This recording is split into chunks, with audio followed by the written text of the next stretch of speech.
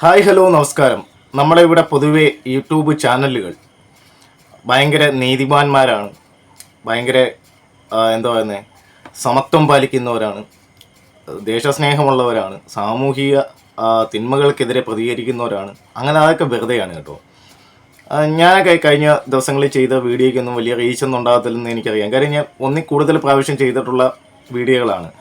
എനിക്ക് പ്രതികരിക്കണം എന്ന് തോന്നുന്ന കാര്യങ്ങളാണ് പ്രതികരിക്കുന്നത്. നല്ല റീച്ച് നോക്കി ഞാൻ ഒരിക്കലും പ്രതികരിക്കാറില്ല.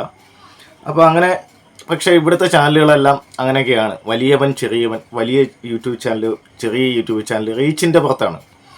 അപ്പം അങ്ങനൊരു സംഭവം ഉണ്ട് ഇവിടെ. ജാതി വ്യവസ്ഥ കണക്ക് ഒരു ഐത്തം, ചെറിയ യൂട്യൂബ് ചാനലുകളോട് ഒരു ഐത്തം ഇവിടെ പൊതുവേ ഉണ്ട്.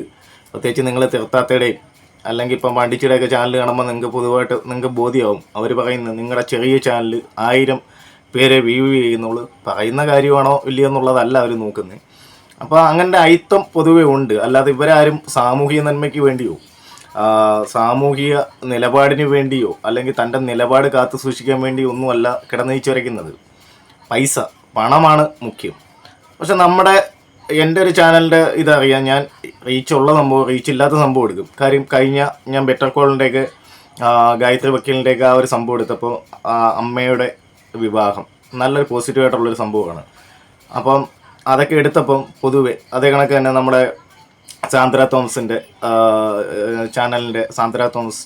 ചാനൽ സൂപ്പർ നാച്ചുറൽ ഫാമിലിയുടെയൊക്കെ കണ്ടൻറ്റ് എടുക്കുമ്പം പൊതുവെ എന്താ ഒരു സംഭവം എന്ന് വെച്ച് കഴിഞ്ഞാൽ, പൊതുവെ എടുക്കാൻ നേരത്ത് അതിനൊന്നും വലിയ റീച്ചൊന്നുമില്ല. കാര്യം റീച്ച് ഇല്ലാത്തതുകൊണ്ട് അല്ല, അവർക്ക് ആ വ്യക്തിക്ക് റീച്ച് ഇല്ലാത്തതുകൊണ്ടല്ല, അത് ആ ഒരു കോണ്ടൻ്റാണ്. നമ്മൾ എടുക്കുന്ന കോണ്ടൻറ്റിന് റീച്ച് ഉണ്ടോ ഇല്ലയോ എന്ന് നോക്കിയിട്ടാണ് പലരും ചെയ്യാറ്. പക്ഷേ ഞാൻ 3-4 പ്രാവശ്യം എടുത്തിട്ട് റീച്ച് ഇല്ലാത്ത സംഭവങ്ങൾ, എനിക്ക് ഇഷ്ടപ്പെട്ട സംഭവങ്ങൾ എടുക്കാറുണ്ട്.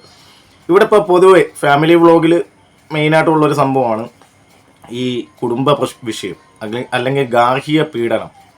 ഒരു ഭാര്യ ഭർത്താവ്, ഈ സബ്ജക്റ്റിലേക്ക് നമ്മൾ വരുവാണ്. ഒരു ഭാര്യ ഭർത്താവ്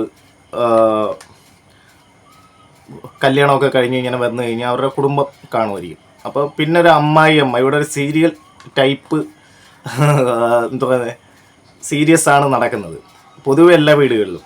അപ്പം വരുമ്പോൾ അമ്മായിയമ്മയും മരുമോളും തമ്മിൽ എന്താ പറയുന്നത്, ഭർത്താവിനും അല്ലെങ്കിൽ മോനും വേണ്ടിയുള്ള പിടിവലിയാണ്.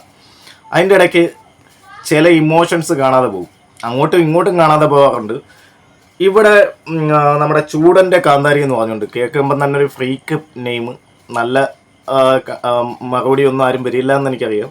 പക്ഷേ അവർ ഈ എറണാകുളം നിവാസികളാണ്. അവരുടെ ഒരു ചാനൽ 10-400 സബ്ബേ ഉള്ളൂ. അപ്പോൾ അവരുടെ 2 ദിവസമായിട്ട് ഞാൻ കണ്ടു, വീഡിയോ ചെയ്യണമെന്ന് എനിക്ക് തോന്നി. അങ്ങനെ എന്താ പറയുന്നത്, അവരുടെ കുറച്ച് വിഷയങ്ങൾ നമുക്ക് ഇവിടെ ഒന്ന് പ്ലേ ചെയ്യാം. ഗ്യാസ് കത്തിക്കാൻ പറ്റത്തില്ലായിരുന്നു, ഗ്യാസ് ഒന്നും അവർ കത്തിക്കാനേ അനുവദിക്കൂലായിരുന്നു. അങ്ങനെ ഞങ്ങൾ അടപ്പിലാണ് ചെയ്തിരുന്നത്. അങ്ങനെ വിറകടപ്പില് ചെയ്തിരുന്ന വെച്ചതാണ്. അപ്പൊ ഞങ്ങള് അത്യാവശ്യം ഭക്ഷണം വെക്കേണ്ടതിന് വേണ്ടി സാധനങ്ങളൊക്കെ ആയിട്ട് മേടിച്ച് ഞങ്ങൾ വീട്ടിൽ ചെല്ലുമ്പോ കാണുന്ന കാഴ്ചയെന്ന് വെച്ചാൽ അടപ്പ് പൊളിച്ചിട്ടൊക്കെയാണ് അല്ലെ, പൊളിച്ചിട്ടൊക്കെയാണ്. അതിനെ കുറിച്ച് ഞങ്ങൾ ചോദിക്കാനും പറയാനൊന്നും നിന്നില്ല. ഏട്ടൻ വന്നിട്ട് അടപ്പ് കൂട്ടിക്കൊണ്ട് ഇങ്ങനെ വെച്ചോണ്ടിരിക്കുന്ന സമയത്ത് അമ്മ വന്നിട്ട് നമ്മുടെ ATM കാർഡ് കാണണില്ല എന്ന് പറഞ്ഞു. ഞാനെടുത്ത് നമ്മുടെ ATM കാർഡ് അടപ്പിന്റെ ഉള്ളിൽ വെച്ചെന്ന് പറഞ്ഞു. അല്ലേ, അമ്മ ATM കാർഡ് അതിന്റെ അടിയിലാണ് വെച്ചേക്കണത്. അതാണ് ഞാൻ അടുപ്പ് പൊളിച്ചിട്ടെന്ന് പറഞ്ഞത്. നമ്മളെടുത്തിട്ട് അതിന്റെ ഉള്ളിലാണ് വെച്ചത്. അടുപ്പിന്റെ അടിയിൽ കൊണ്ടൊന്ന് ആരെങ്കിലും ATM വെക്കും. അതല്ല, അവര് അലമാരി പൂട്ടി അവര് കിടക്കണ റൂമും താഴിട്ട് കൂട്ടിയിട്ടാണ് അവര് പോണത്. ഒരു പിന്നെ അപ്പൊ അതിന്റെ ഉള്ളിൽ നിന്നാണ് എടുത്തെന്നാണ് നമ്മളെടുത്തെന്നാണ് പറയണത്. അങ്ങനെയാണ് അവിടെ പ്രശ്നം ഉണ്ടായിട്ട് അവരെന്നെ കൊറേ ഉപദ്രവിച്ചു. എന്നെ വെട്ടാൻ വന്ന് പിന്നെ അന്ന് തന്നെ അവിടെ ഇട്ട് വാക്കത്തിക്ക് വെട്ടാൻ ഓടിച്ചിടല്ല, അതിന്റെ അകത്ത് തന്നെയായിരുന്നു. ഏട്ടൻ നടുവിൽ നിന്നില്ലായിരുന്നെങ്കിൽ അമ്മ എന്നെ വാക്കത്തിക്ക് വെട്ടു. ഞാൻ രണ്ടുപേരെ ഇടക്കിടന്ന് അങ്ങോട്ടും ഇങ്ങോട്ടും തള്ളി മാറ്റും.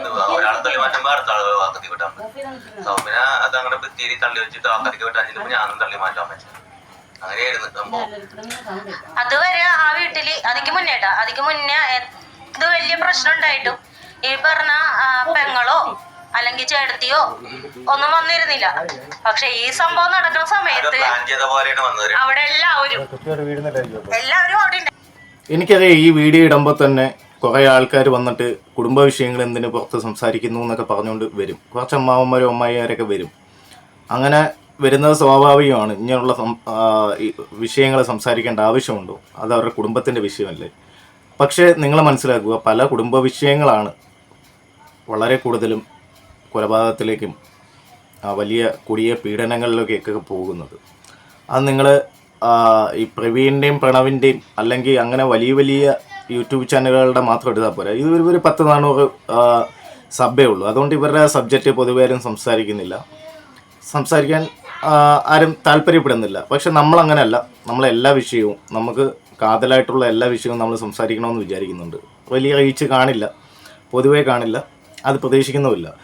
അപ്പം ഇവർ പറയുന്ന കുറച്ച് കാര്യങ്ങൾ, ഇത് സീരിയലിൻ്റെ ഒരു ഇൻഫ്ലുവൻസ് ആണെന്ന് തോന്നുന്നു. ഈ അമ്മായിയമ്മ എന്ന് പറഞ്ഞു കഴിഞ്ഞാൽ മരുമോളെ ഉന്മൂലനം ചെയ്യുന്ന എന്തോ ഒരു രാസവസ്തുവാണെന്ന് വിചാരിച്ച് ചിലരിങ്ങനെ ജീവിക്കുന്നുണ്ട്. അപ്പോൾ ഈ ഒരു ഫാമിലിയിൽ അവരുടെ വീട്ടിൽ ഈ സീരിയലിലൊക്കെ കാണുമാതിരി കള്ളിയാക്കാൻ നോക്കുന്നു. ATMൻ്റെ ഇതെടുത്ത് സ്വയം അടുപ്പിലോട്ട് വെച്ചിട്ട് കള്ളിയാക്കാൻ നോക്കുന്നു. അതുപോലെ എന്താ പറയുന്നത്, വീട്ടിൽ നിന്ന് മരുമോൾ ഉള്ളത് കാരണം മാത്രം മോനെ, സ്വന്തം മകനെ വീട്ടിൽ നിന്ന് ഇറക്കി വിടാൻ ശ്രമിക്കുന്നു. പിന്നെ ഈ ഒരു കുടുംബ കോർഡിനേഷൻ എന്നൊക്കെ പറയത്തില്ലേ, അത് കാണിക്കാൻ വേണ്ടി ഇവരുടെ ഈ മരുമോളെ കാണിക്കാൻ വേണ്ടിയാണ് ഇത്രയും ഫേക്ക് കൂത്തുകളൊക്കെ കാണിക്കുന്നത്. ഇത്ര കുറേ കുടുംബങ്ങളിൽ നടക്കുന്നുണ്ട്. പിന്നെ വെട്ടാൻ ഒട്ടിക്കുന്നുണ്ട്, അങ്ങനെ പല കാര്യങ്ങളും. ഇതൊക്കെ നിയമവ്യവസ്ഥയെ പറ്റി വലിയ വിവരമില്ലാത്തതുകൊണ്ടായിരിക്കാം ഇവരൊക്കെ ചെയ്യുന്നത്. പക്ഷെ ഇങ്ങനെ കുറേ കുടുംബങ്ങളിൽ നടക്കുന്നുണ്ട്.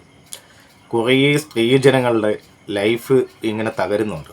ഇതൊക്കെ യാഥാർത്ഥ്യം തന്നെയാണ്. അപ്പോൾ ഇങ്ങനെ കുറേ സംഭവങ്ങൾ നടക്കുന്നത് കൊണ്ട് തന്നെ നമ്മൾ ഇതേ കണക്കുള്ള കാര്യങ്ങളിൽ പ്രതികരിച്ച് നമുക്ക് സ്ത്രീക്ക് വേണ്ട ആ ഒരു സപ്പോർട്ട് നമ്മുടെ ഒരു വാക്ക് കൊണ്ടെങ്കിലും അല്ലെങ്കിൽ ഒരു കമൻറ്റ് കൊണ്ടെങ്കിലും നമുക്ക് ചെയ്യണം. അപ്പം